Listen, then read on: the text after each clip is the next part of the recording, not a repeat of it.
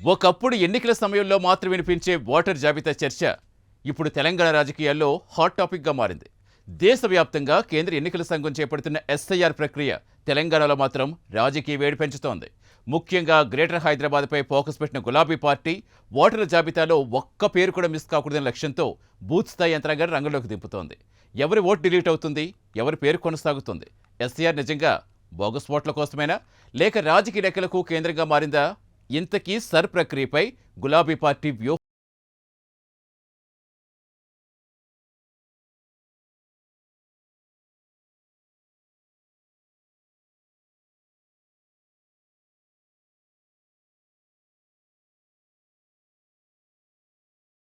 ఇప్పుడు కొత్తగా చర్చకొస్తున్న అంశం ఎస్ఐఆర్. కేంద్ర ఎన్నికల సంఘం చేపడుతున్న ఈ ప్రత్యేక ఓటరు జాబితా సవరణ ప్రక్రియపై రాష్ట్రంలోని ప్రతిపక్షాలు అప్రమత్తమవుతూ ఉండగా, ముఖ్యంగా బీఆర్ఎస్ మాత్రం దీన్ని కేవలం సాధారణ ఎన్నికల ప్రక్రియగా కాకుండా భవిష్యత్ రాజకీయ సమీకరణాల్ని ప్రభావితం చేసే అంశంగా చూస్తోంది. అధికార పార్టీగా ఉన్నప్పుడు ఎన్నికల నిర్వహణపై పెద్దగా ఆందోళన వ్యక్తం చేయని గులాబీ పార్టీ ఇప్పుడు ప్రతిపక్షంలోకొచ్చిన తర్వాత ఓటరు జాబితా సవరణలపై ప్రత్యేక దృష్టి పెట్టడం రాజకీయంగా ఆసక్తికరంగా మారింది. ముఖ్యంగా గ్రేటర్ హైదరాబాద్, రంగారెడ్డి జిల్లాలపై బీఆర్ఎస్ చూపిస్తున్న ఫోకస్ వెనుక రాజకీయ లెక్కలు స్పష్టంగా కనిపిస్తున్నాయి.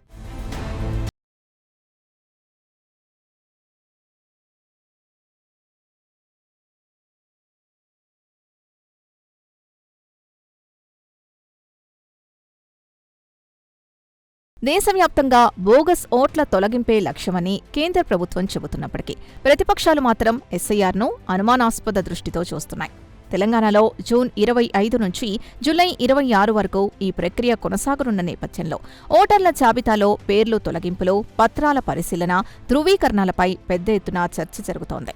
గతంలో కొన్ని రాష్ట్రాల్లో ఓటర్ల పేర్లు జాబితా నుంచి మాయమయ్యాయని వచ్చిన ఆరోపణల్ని గుర్తుచేస్తూ ఇప్పుడు అదే పరిస్థితి తెలంగాణలోనూ రాకూడదనే ఆందోళన బీఆర్ఎస్లో కనిపిస్తోంది. ముఖ్యంగా నగర ప్రాంతాల్లో అద్దె ఇళ్లలో నివసించేవారు, తరచూ చిరునామాలు మారుస్తున్న మధ్యతరగతి కుటుంబాలు, వలస కార్మికులు, మైనారిటీ ఓటర్లు ఎక్కువగా ప్రభావితమయ్యే అవకాశం ఉందనే భావనతో గులాబీ పార్టీ ముందస్తు వ్యూహాలకు దిగింది.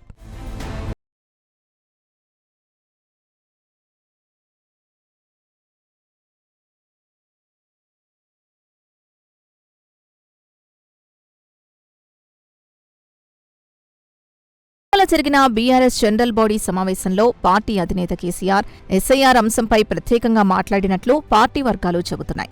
ఓటరు జాబితా సవరణను తేలిగ్గా తీసుకోకూడదని, ప్రతి నియోజకవర్గంలో పార్టీ క్యాడర్ అప్రమత్తంగా ఉండాలని కేసీఆర్ సూచించినట్లు సమాచారం. ఆ తర్వాత పార్టీ వర్కింగ్ ప్రెసిడెంట్ కేటీఆర్ వరుస సమీక్షలు నిర్వహించడం ఈ అంశాన్ని బీఆర్ఎస్ ఎంత సీరియస్గా తీసుకుంటుందో స్పష్టం చేస్తోంది. ముఖ్యంగా హైదరాబాద్, రంగారెడ్డి జిల్లాలకు చెందిన నేతలతో ప్రత్యేక సమావేశాలు ఏర్పాటు చేయడం అక్కడి రాజకీయ పరిస్థితులపై పార్టీకున్న ఆందోళనను బయటపెట్టింది.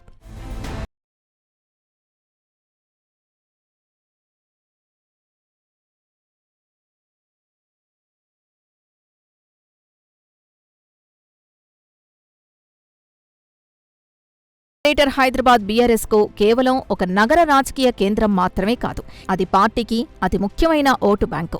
తెలంగాణ ఉద్యమం తర్వాత నగరంలో బీఆర్ఎస్ తనకంటూ బలమైన సామాజిక, రాజకీయ స్థావరాన్ని నిర్మించుకుంది. 2 సార్లు జీహెచ్ఎంసీ మేయర్ పీఠాన్ని దక్కించుకోవడం, అసెంబ్లీ ఎన్నికల్లో నగర పరిధిలో గణనీయమైన స్థానాలు గెలుచుకోవడం ఈ బంధం ఎంత కీలకమో చూపించాయి. ముఖ్యంగా పాతబస్తీ మినహా మిగిలిన అనేక ప్రాంతాల్లో మైనారిటీలు, పట్టణ, మధ్యతరగతి సెటిలర్లు, బస్తీల్లో నివసించే ఓటర్లు బీఆర్ఎస్కు మద్దతుగా నిలిచిన రాజకీయ వాస్తవాన్ని పార్టీ మర్చిపోలేదు. ఇప్పుడు అదే ఓటు బ్యాంక్ ఎస్ఐఆర్ ప్రక్రియలో ప్రభావితమైతే భవిష్యత్ ఎన్నికల్లో భారీ నష్టం వాటిల్లే అవకాశం ఉందని గులాబీ పార్టీ అంచనా వేస్తోంది. అందుకే బీఆర్ఎస్ ఇప్పుడు బూత్ స్థాయికి వెళ్లే ప్రయత్నం చేస్తోంది.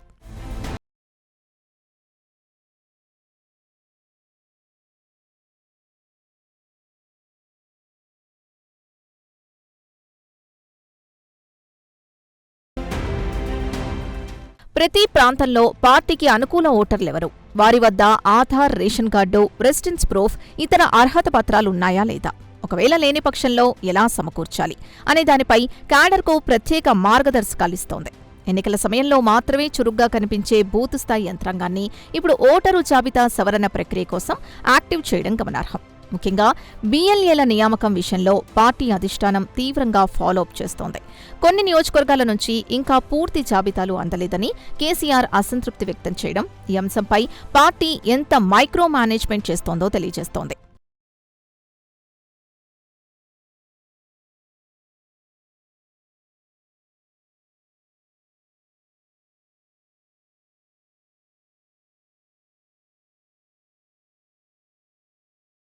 లో మాజీ మంత్రి తలసాని శ్రీనివాస్ యాదవ్ నిర్వహించిన సమావేశం కూడా ఇదే దిశలో భాగంగా కనిపిస్తోంది. ఈ సమావేశానికి కేటీఆర్ హాజరై చేసిన వ్యాఖ్యలు రాజకీయంగా ప్రాధాన్యత సంతరించుకున్నాయి. బీజేపీ అధికారంలోకి వచ్చిన తర్వాత దేశవ్యాప్తంగా చేపడుతున్న ఎస్ఐఆర్ గందరగోళానికి దారితీస్తోందని, జాగ్రత్తగా ఉండకపోతే నిజమైన ఓటర్ల పేర్లు కూడా తొలగించే పరిస్థితి రావచ్చని కేటీఆర్ ఆరోపించారు. ఈ వ్యాఖ్యల ద్వారా బీఆర్ఎస్ 2 లక్ష్యాలను సాధించాలనుకుంటోంది. ఒకటి, తమ సాంప్రదాయ ఓటు బ్యాంకును అప్రమత్తం చేయడం. రెండోది, ఎన్నికల వ్యవస్థపై అనుమానాలు వ్యక్తం చేస్తూ రాజకీయంగా బీజేపీని టార్గెట్ చేయడం.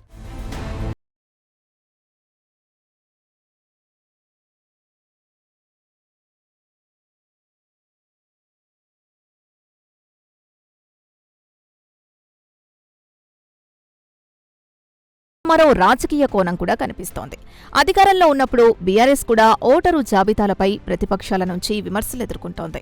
ఇప్పుడు అదే అంశంపై గులాబీ పార్టీ రక్షణాత్మక వైఖరి అవలంబించడం రాజకీయ ప్రత్యర్థులు ప్రస్తావిస్తున్నారు. కాంగ్రెస్, బీజేపీ వర్గాలు మాత్రం బోగస్ ఓట్ల తొలగింపు వ్యతిరేకంగా బీఆర్ఎస్ ఎందుకు ఆందోళన చెందుతోందని ప్రశ్నిస్తున్నాయి. ముఖ్యంగా నగరాల్లో డూప్లికేట్ ఓటర్లు, చిరునామా మారిన ఓటర్లు, ఇతర ప్రాంతాలకు వెళ్లిపోయిన వారి పేర్లు జాబితాల్లో కొనసాగుతున్నాయనే విమర్శలు గతంలోనూ వచ్చాయి. ఇప్పుడు వాటిని సరిచేయడమే లక్ష్యమైతే దానికి రాజకీయ రంగు పులుముతున్నారని అధికార పార్టీ నేతలు ఆరోపిస్తున్నారు.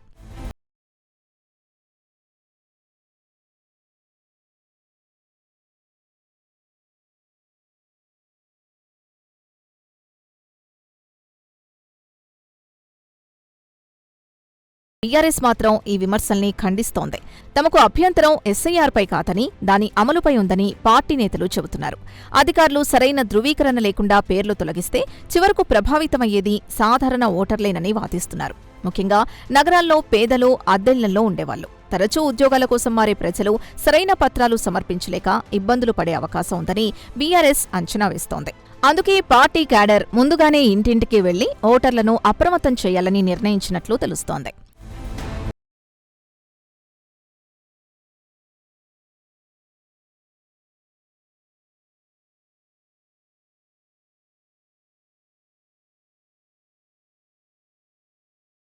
ఇక రాజకీయ విశ్లేషకులు మాత్రం ఈ పరిణామాన్ని భవిష్యత్ ఎన్నికల దృష్టితో చూస్తున్నారు.